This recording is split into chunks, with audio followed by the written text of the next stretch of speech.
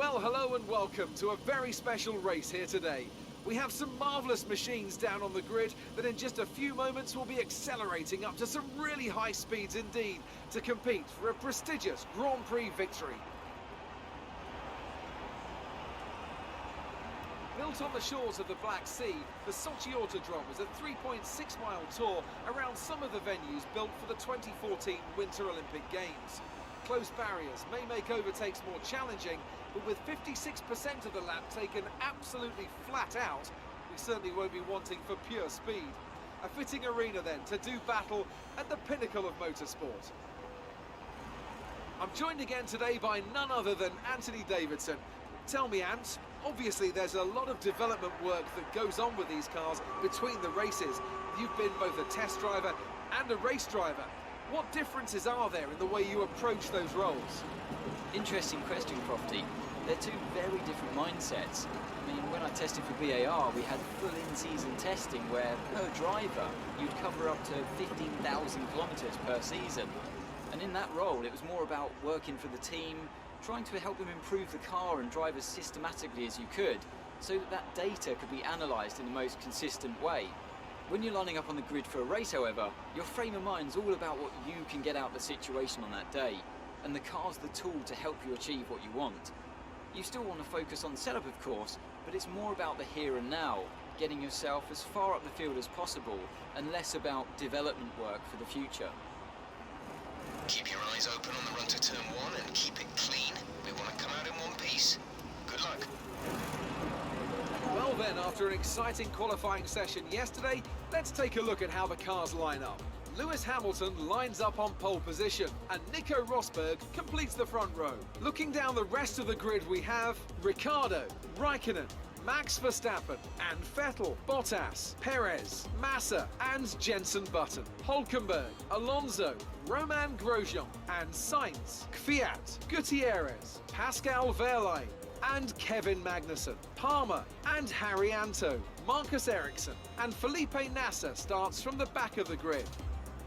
Now it's almost time to lights out, so let's go down to the track.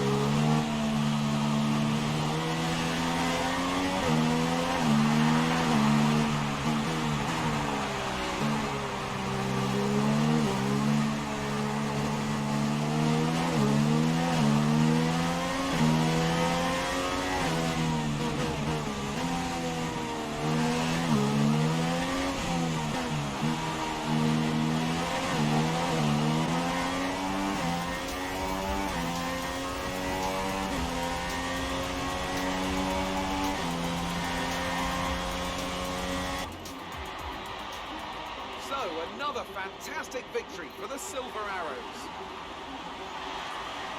And I have to wonder, Anthony Davidson, just what set them apart from the competition here. Well, I think the track conditions just really suited their car today.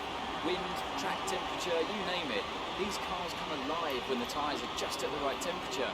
So the more easily you can keep them there, the better your race tends to go. And that's exactly what happened. Their car just looked so comfortable out there. So as I say that, we can see the drivers coming out now to collect their trophies. It's yet more silverware to take back to their base in Brackley after another excellent Grand Prix.